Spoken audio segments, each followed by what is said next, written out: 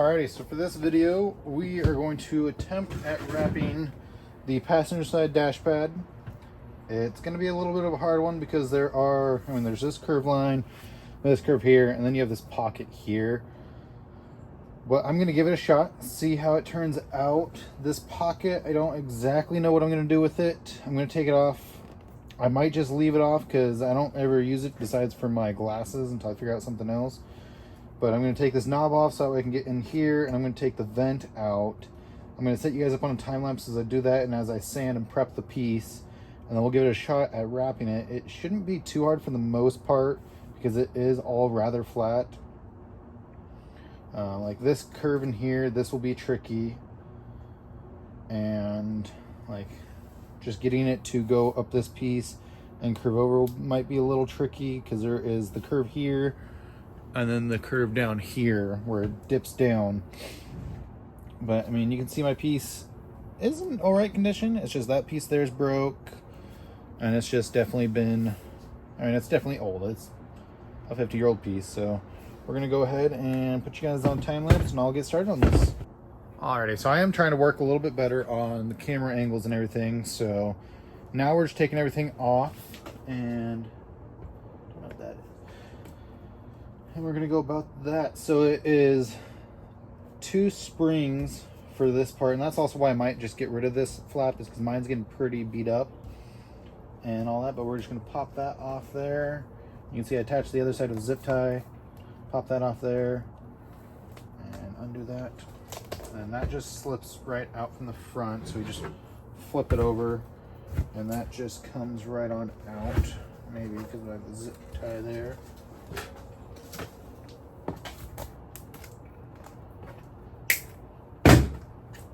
Cut the zip tie, and that just pops right out. That side just comes out, and then it is 4 screws on the inside of it.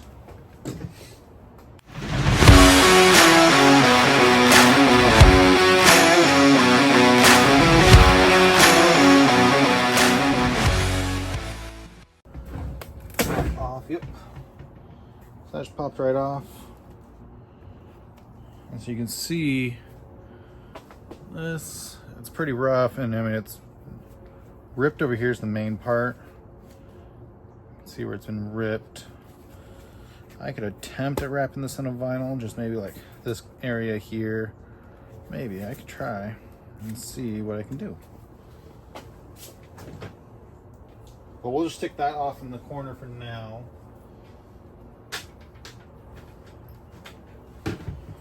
And then this knob here, just twist off. Don't be scared. It just needs a little bit sometimes, so we'll twist that off. Put that over there. Flip it over. And then it is just 1, 2, 3 screws, as you can see on here. And then we'll take this off. Definitely would recommend spraying these with WD-40 or a rust breaking agent lubricant.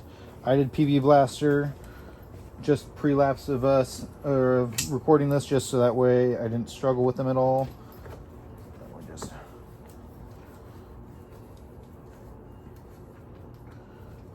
And that comes out. See, so mine's not bad. I mean, this hardware could use spray painted, so I could always just give this thing a coat, but it's not too bad. And then chrome ball pops out. And it looks like this has gotten oversprayed, which kind of sucks. So I might give it a whirl and go to O'Reilly's and pick up their chrome spray paint, just see how that turns out.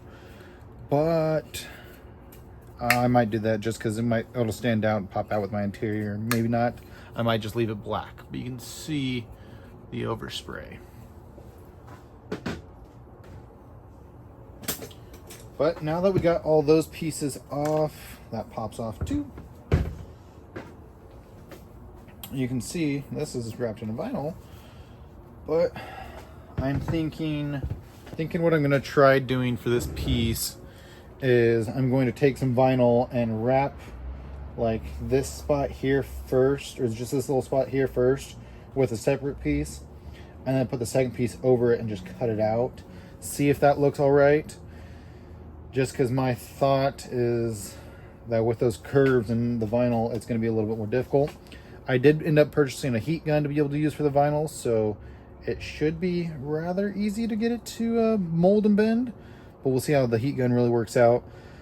But I'm going to do the normal strat, is hit this with a red scouring pad, get it all scuffed up, and then I'm going to hit it with a bunch of wax and grease remover, get it cleaned up, let it dry for about 30 minutes. I'll kick my heater on, that's right here, my little space heater, and get this area warmed up a little bit. I'll go grab my heat gun, cut out the vinyl that I'm going to want and use for it. You do want to make sure, I've learned with these pieces, that you do scuff up, or if you can, trim off the vinyl that's on the inside here, right here. You want to make sure you trim this off, so that way you can apply your vinyl straight to the fiberglass on the back, because it just helps the edges catch and hold that much more. You can see there's like this foam crud up here, because what that's, yeah, that's the top portion. Another big thing highly recommend is when you're doing these pieces, make sure you take kind of a good look at where the hardware goes, so that way once you get it wrapped, you can put the screws back in. Because with one of my pieces I forgot to do that, and I had a little bit of a tricky time trying to find the screws. But I'm going to go ahead and set you guys up as I go ahead and prep this piece.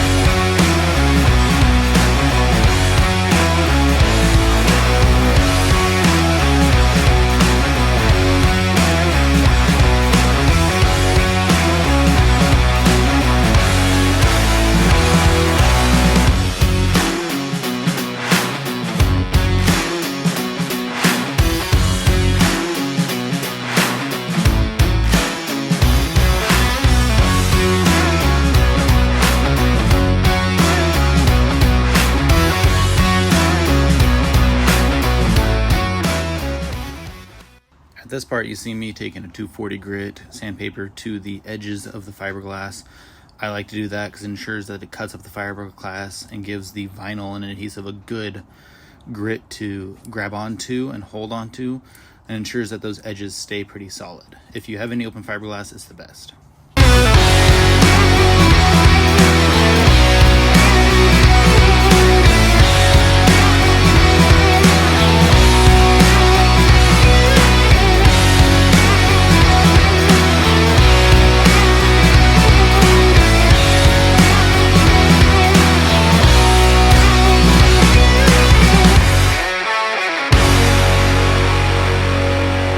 This wax and grease remover is one of the best surface preps, I think, for the bang for the buck. It's, I think, $10 for that tub, and it's lasted me quite a bit already, versus other products which are like $25, $35, $40, and this one just does so well and it dries so quickly. Another thing I like to do is normally I wait till it dries, but once I use the wax and grease remover, I like to go back over with a little paper towel just to see if I pick up any dirt. If I do, I hit it again with more wax and grease remover. White paper towels are the best, but no one has white shop towels. It's normally blue. One thing I've learned is that you can never be too safe with prep. More prep of the surface, the better, and the better your product's going to last. It's going to hold, whether it's paint, vinyl, or anything.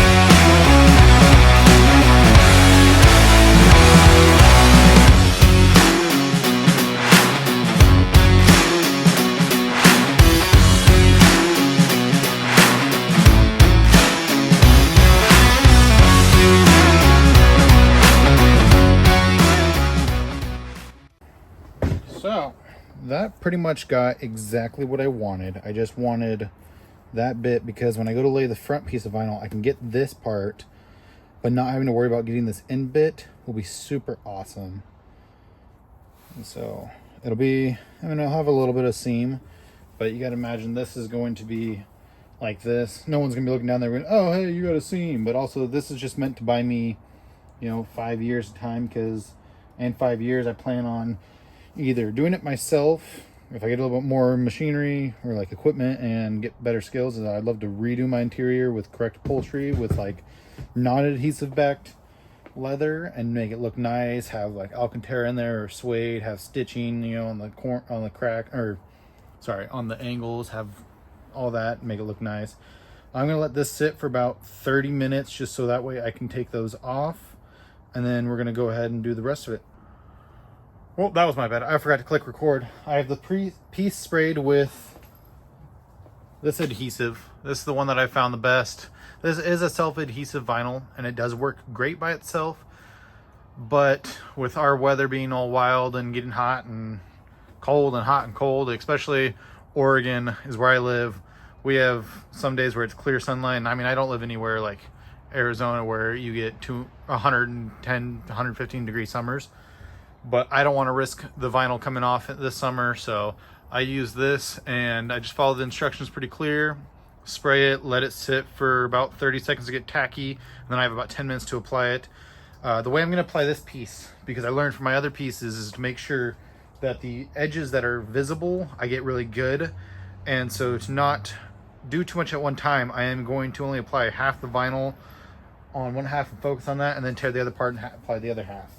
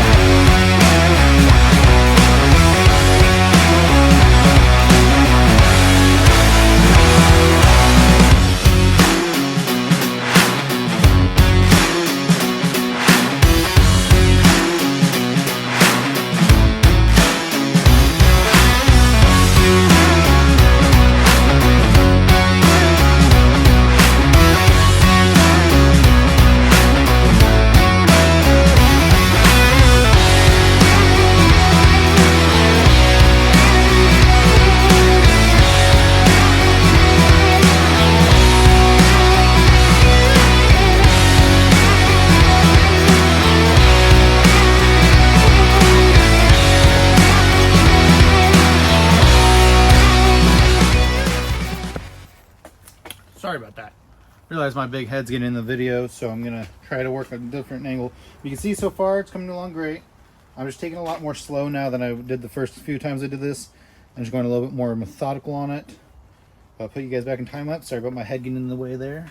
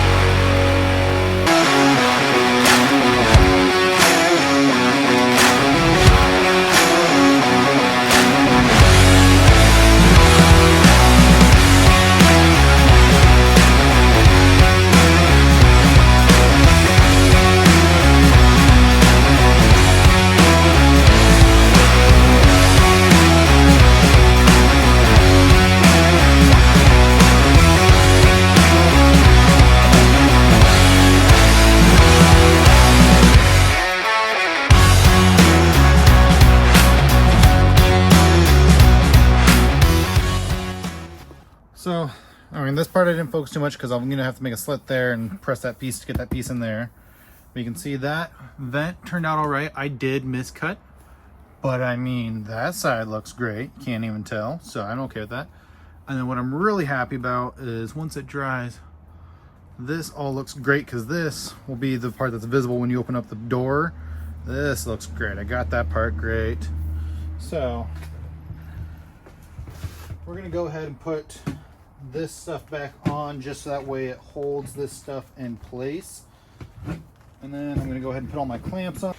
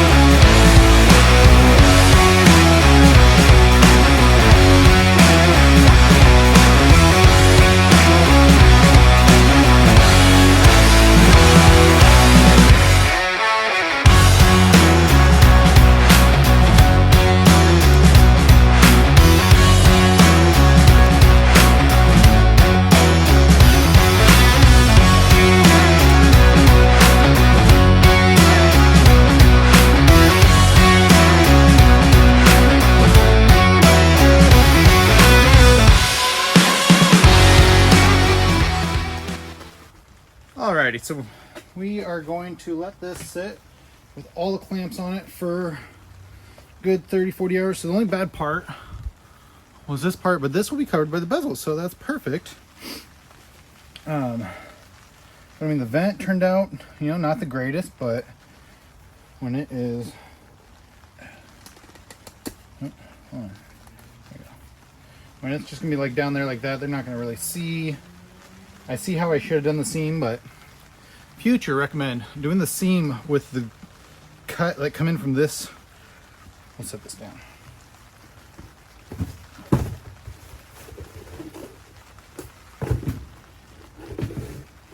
Doing the seam on this, if I would have came in from this way with the razor blade and cut and laid it down, whoever's sitting in their seat, they wouldn't see the seam because it would be over the curve, and where you're sitting, you wouldn't see it unless you got down under it in there. So I should have done that. I didn't do that though. But I mean, I got all that curve. The heat gun did make a world of a difference. It does seem that the vinyl will shrink a little, so just a little heads up there. But we're just going to, I mean, that turned out great.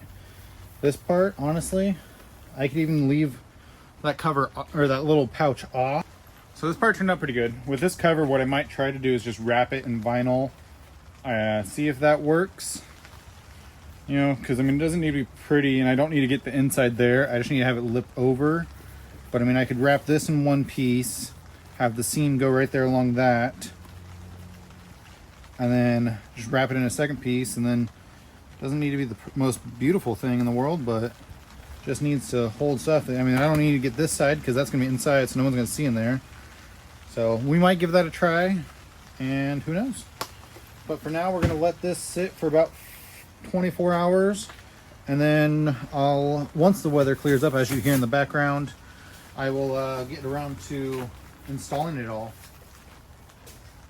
All that's left after this is the driver's side cover, and that's pretty much it, because looking at my dash pad was redone before by the previous owner, because I looked underneath it and you can see where the speaker grates were. Those are blown out, so he just tossed some foam and a bunch of nails on, or staples. But if you've enjoyed what you saw and you learned some, be sure to hit subscribe and click the like button. I'll be posting the rest of it, and eventually, once this weather clears up a little bit, I'll be doing the full install and look at my interior. Thank you so much.